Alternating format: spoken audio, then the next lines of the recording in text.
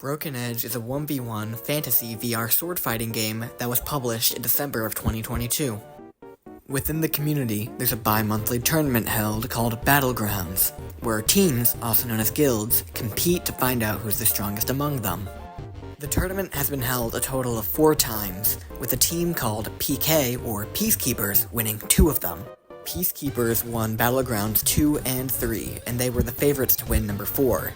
The guild that I'm a part of is known as Valhalla, and it was originally created as a joke by Faulted Jam, where inside Battlegrounds 3, we lost to PK on our first match. During Battlegrounds 4, also the most recent one, both Valhalla and Peacekeepers had an easy first match and a more difficult second match, landing them both inside the finals to compete, and this is the story of their battle. She's holding her sword down at the hip. Oh! Oh, he slammed. Being a nuisance, really. Oh. She outplays him again, even after he's already lost. Something bad about to happen. Takes I don't know what, but I feel it coming. Might be so sad, might leave my nose running. I just hope she don't wanna leave me. Don't you give me up, please. Don't give up on me. Before we get into all the matches, I want to really quickly give a rundown of how the game works and the rules for the tournament for anyone who isn't aware of them. The first and main thing is what is Broken Edge and how do you win? Broken Edge is a 1v1 in a first to 3 where you get around by tapping your opponent in the body with an awakened blade if they have health, or an unawakened blade if they do not have health left. Your health bar is displayed above you as a sword, and it takes damage in 2 different types, Awakening and Cut. Cut is where you hit their sword with your blade, and Awakening is how well you move your blade. Each class has their own health pool and awaken pool, which I'll show inside the matches. Just know that awaken damage is highest damage minus lowest damage, and whoever does the higher damage will deal it to the other person. Every single class has shared 4 abilities, known as the Edge Breaker, which will fully awaken your blade for 1 hit, the Ward, which will give you 3 turns of invincibility unless tapped during it, the Second Wind, which will fully regenerate your sword 1 time if it's broken or unbroken, and the Critical Parry, which will prevent your sword from breaking 1 time and fully regenerate it if you can hit a sword with it. And with that, let's finally get into our matches.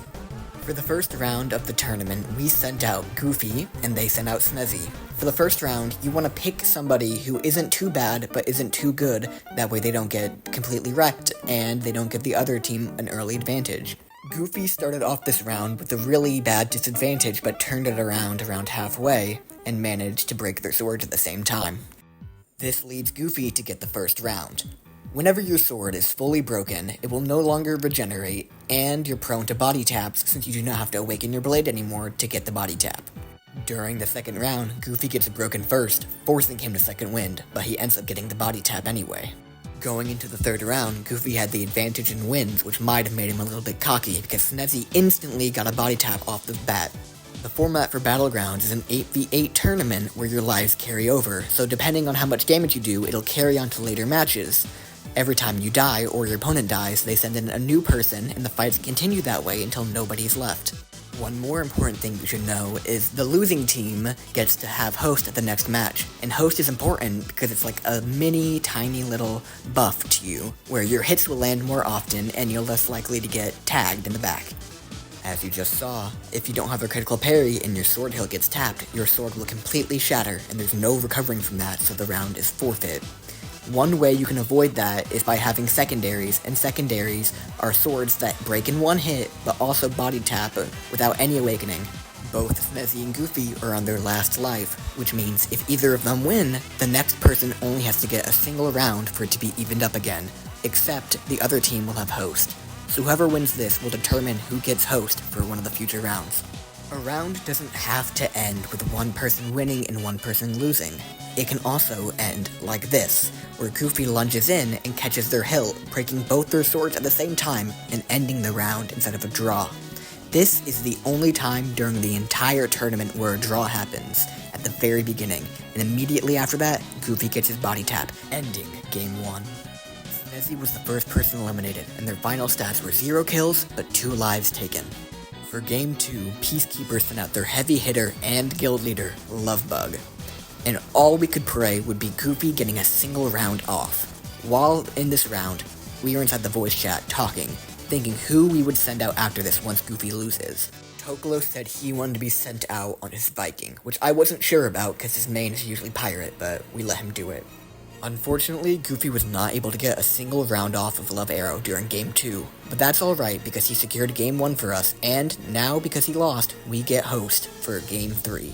Goofy's final stats were 1 kill and 3 lives taken.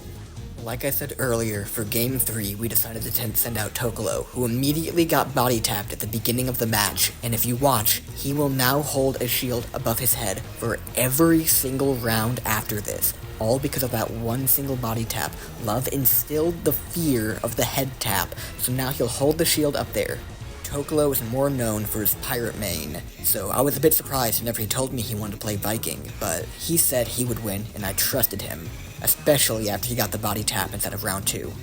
Each of our teams had their own heavy hitters, and from my point of view, I thought our heavy hitters were Skinny PP and Love Arrow, and I thought PK's heavy hitters were Lovebug and Ginger Giant. Throughout the entirety of Game 3, I was going through a roller coaster of emotions from screaming in my mic that I was going to castrate him if he lost, and after he got body tapped right there, I did not think he was going to get any more rounds off. But if he did, I was going to give him a fat kiss on the mouth. Going into round 4 of Game 3, it did not look like Tokolo was winning, but he wards up, and he just shoves himself in there and he gets the body tap, sending us into the final round of Game 4. At this point, I was pretty satisfied with Tokolo's performance, since he was able to get 2 rounds off on who I considered to be PK's best player, and if he could get the win here, I would be so happy, and if he didn't, I would still understand, but at this point, it looked like he was up. He was so far in the lead, but one thing I noticed was he wasn't holding his shield above his head anymore, but clearly, no way he could get tapped in the head after not holding his shield up one single round, right? And he was so far in the lead that all he had to do was play a little bit well, and he could secure this win. Instead, he gets stabbed in the dick and loses the round. Tokolo's final stats, 0 kills, 2 lives taken. For Game 4, we choose to send out Love Arrow, who immediately gets body tapped just like Tokolo. I personally thought that Love Arrow was one of our really good players, so I was confident he could get a single round off on Love and then get a few rounds off on the next person. And even though he got body tapped in the first engagement of the first round, it does not matter since he is still a beast, right? No way he could lose this, so obviously he gets 1 round off and moves on to the next match. Lovebug's final stats, 2 kills and 5 lives taken, which is the most so far. For Game 5, Peacekeepers sent out Ginger Giant on Barbarian, and since it's their second Barbarian, the rule in place where you can only play a class 2 times for the duration of the tournament was enacted, and now, after this, no more Barbarians are able to be played from either sides, since both of us have now used 2 Barbarians.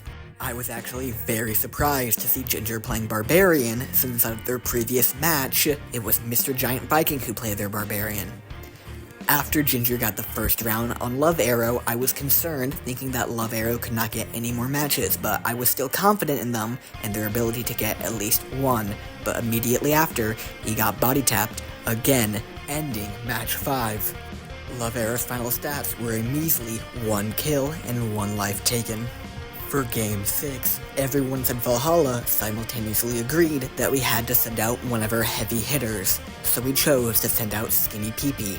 Do not ask me what the PP stands for, because I've asked him multiple times, and he still will not give me a clear answer. In my personal opinion, Skinny is the best Tyrant player I know, as he makes quick work with round 1. Sending out our heavy hitter this early could be a detriment to us if he does not get that many kills. If he only gets 1 or 0, this will be really bad for us since he's our best player in my personal opinion. Round 2 was closer than round 1 as they both get broken, but Ginger gets his sword fully broken first, giving us round 2. Originally, all of these clips combined added up to 70 minutes, but I cut out a lot of the filler so you guys can get the quick and easy 26-minute long video. The reason why I'm voicing over everything here is because whenever I cut the clips, the voiceovers from the original commentators sound kind of off, and I don't really want you guys listening to chopped up conversations, so I'm just gonna voice over the entire thing. For round 3 of Game 6, Ginger gets a body tap, sending us into the 4th round. Since Skinny is our heavy hitter, I feel very confident that he's able to get one more round without losing, and go on to beat other people too. Ginger tries to bait out the edge breaker, but ends up getting his hilt clipped because he didn't bring his sword far enough back, winning us Game 6. Ginger's final score ended with 1 kill and 3 lives taken. Game 7 introduced a player that I thought was not participating this time, because inside the game before, they were not available to play. So, I was very surprised whenever Frogalicious Mr. Frog himself came to try and face Skinny. I have never personally seen Frog play, so I'm not sure if he's a really good duelist or not, but he's facing a really good Tyrant, and I hoped that Skinny could somehow win this match. The reason why Tyrant is so strong, as you'll see here, is because it's a very long-range sword that can go fairly fast, winning us round 1 of Game 7. Skinny has a reputation for underestimating his opponents and getting too cocky, but today it felt like he was locked in and fully concentrated as he gets his 2nd body tap of this game. With that round win, we finally get ahead of PK, but we still have a long ways to go if we want to win. There are 2 people who I'm still worried about on PK's team, Magno and Mr. Giant Viking. They're both really heavy hitters in my opinion, and we could lose to either of them, but for now, we get closer to winning this round. Unfortunately, Skinny ends up getting his entire sword broken, losing us this round. Going into round 6, we get a terrible start as Skinny's entire sword breaks within the first hit because he drops his Awaken, forcing him to second wind off the bat. He's able to use his Edge Breaker to get a decent bit of damage and move us into the mid-game of this round. After both of their swords are broken, Skinny wards up and then jumps in for the kill. He then proceeds to hit the nastiest gritty I have ever seen. Frog's final score was 0 kills and 1 life taken. For Game 8, I knew the opposing team was not going to send out Mr. Giant Viking since he usually loses to Skinny, but I was not expecting him to send out Logan this early on. I thought they would have saved him to be the anchor.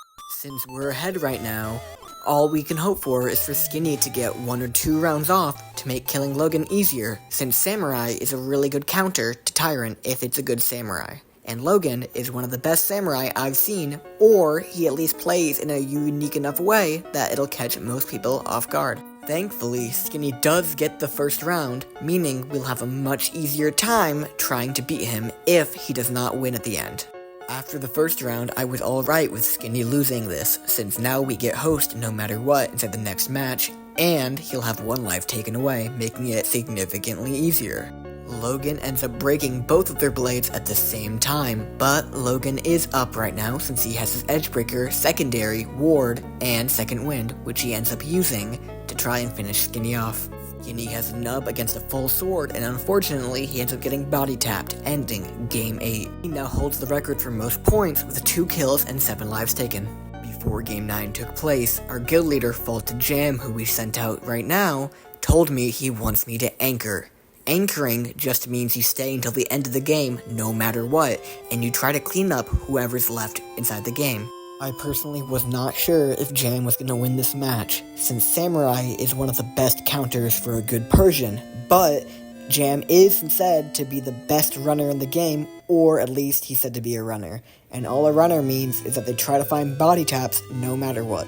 Jam was completely down inside this entire trade, yet he still manages to find that body tap and win the first round. After Jam won the first round, I was feeling much more confident in his ability to beat Logan and bring us to the game 10. If Jam can win this game without losing a single life, we'll be up 3 lives going into game 10. And after trading the Edge Breakers and getting everybody down to nubs, he charges at him and kills him with the shorter sword, winning us game 9. Logan's final score was 1 kill and 1 life taken. For game 10, Peacekeepers sent out Critical Magno on Viking to make it a Viking v Persian, which everybody knows is a fairly even match for both players. The only advantage Magno has is host, which everybody knows host equals win.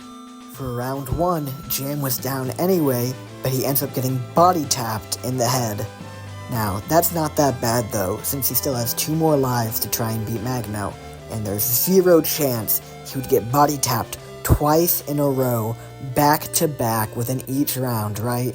Absolutely no way the guild leader of Valhalla could get... Never mind, guys, he got body tapped twice in a row from Magno, and now he only has 1 life left to try and beat Magno. Even though the trades instead of round 3 do not start going his way, they both end up shattering around the end, and now Jam has a really decent chance of trying to get a body tap here since he is a runner. So what does he do? He charges up, and he dives in with his Edgebreaker, securing the body tap, meaning Magno only has 2 lives left versus Jam's 1 life.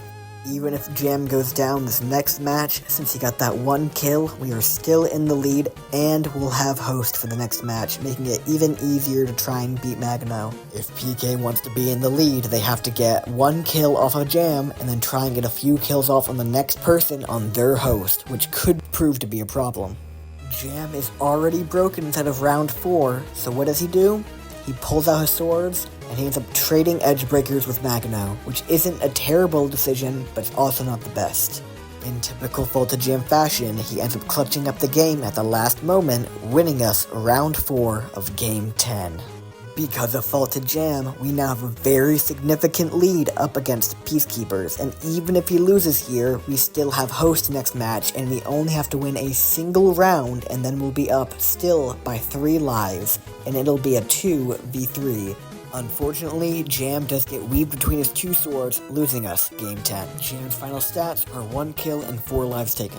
Since Jam asked me to anchor and Tutor didn't feel comfortable facing Magno, we sent out Yuri instead. Since Yuri's a samurai player, I was pretty sure they could get at least 1 round off, but they end up getting body tapped with an axe right off the bat, and that's okay. We're still up by a bit, and all Yuri has to do is get 1 single round win here, and then that's it. Now, one thing I must say about Magno that he would never admit himself is that he really looks up to me, and he sees me as like a really high icon for him that he strives to become. He would never say this himself though, and if you ask him, he would probably say something completely different. That's okay, he's just a little bit shy, but everybody knows that he looks up to me. Anyway, he gets a second axe body tap, and we move on to the last round of match 11. Yuri just needs to get 1 single body tap, and that's fine since I trust him. He can definitely get 1 single body tap. Okay, so now we're moving on to match 12. Yuri's stats are on screen now. Going into game 12, I'm gonna admit it, I was not feeling like there was any chance of us winning this. Since I don't know how good Tutor is, but I've never seen him play inside the competitive scene, and I have seen Magno play a lot, and I know he is definitely better than Tutor, but we can only pray that Tutor can get 1 round off on Magno, and maybe, just maybe, me and him can beat Aspect and Mr. Giant Viking, which are the last 2 players on PK's team. Magno, unfortunately, gets 2 body taps in a row, and you can see he is definitely feeling himself right now, guys. He thinks he is on top of the world, and to be honest, he kinda is. He's defeating most of our members, but that's okay. I still have trust in Tutor to get this last round. And after this hit, he officially did win this final round, meaning we have to face Aspect on 3 lives, and my arch nemesis and my son, Mr. Giant Viking, who I was not feeling confident about us facing. I thought they were going to throw him out directly after this match, but moving on to game 13. Mango's final stats were 2 kills and 8 lives taken, making him the new leader for points. For round 13, Peacekeepers sent out Aspect, which I really did not expect. I thought they were going to send out Mr. Giant Viking and hope that he could finish off the rest of our team, but they sent out Aspect, who I know is a really good duelist because he can keep his awakening high and get good cut. Very, very, very best case scenario here is Tutor 3-0's Aspect, and then maybe he gets a few lights off on Mr. Giant Viking, leaving me to anchor with host for the final match. But if he does lose here, I would not mind, since I would only have to do 6 lives, which I somewhat felt confident at, but it would be much better if he could get some lives off on Aspect. Speaking of taking lives off of Aspect, Tutor gets the trade that breaks Aspect's sword, and he's able to finally finish round 1, moving us on to round 2. At this point, I started feeling pretty confident in Tutor since he was hitting so many wraparound hits with his sword, and he was somehow out-awakening the Duelist and out-cutting the Duelist, which I found incredible. I did not know Tutor had all this potential inside of him, but I'm so glad he let it all out during this match. He, in my opinion, is the real MVP of this entire game, as he gets his second hit on Aspect. After getting the 2 rounds, he was basically done and he did not need to do anything else, but he said, "Hold my beer," as he went in for the 3rd and final match that he would be competing in, since after this, he ends up body tapping Aspect and getting the 3-0, proving to everybody that he is the real MVP. Even though Aspect didn't get any kills or rounds, I still respect his valid attempt at winning. For round 14, I actually don't have anything to say, as Mr. Giant Viking sweeps the last life of Tutor Booter. Tutor ends his competitive showing with 2 kills and 4 lives taken. Because of Tutor's efforts, we were able to get host for the final match with me anchoring. Me playing Viking, and Mr. Giant Viking playing Pirate, which I did not expect, but I guess that's his second main. I really thought he was going to jump at me every single trade, but for some reason he played it really slow in the beginning and it threw me off a lot. Because of the change in playstyle, I was unable to win the first match, and instead he won the first match by hitting me with a secondary. And rewatching this back, I noticed that I was laser focused on this man. I don't think I ever broke eye contact this entire game. That's how focused I was on trying to win this. And do you want to know why I was so focused? It's because my teammate Tutor Booter told me, "Orphan, if you win this, I will make you custom Valhalla merch with anything you want on it." So you already knew I was focused for this match. Since Mr. Giant Viking was switching up his playstyle, I also swapped my playstyle to a more defensive one, hoping that me matching him would help me win. And looking at these trades, oh my god, how did these not hit me? These were like millimeters away from my face, and if I did not have host, there's no chance I would have won this. But it's Broken Edge. What can you say? Host equals win, as I prove winning my first round against him. By the way, if anybody watching this is interested in the competitive scene after seeing this, I will be posting both the Discord link for the Broken Edge official Discord, and I will be posting a 25% off referral link to the game. So any new people who want to hop in, click on the link, get 25% off, click on the other link, join the community.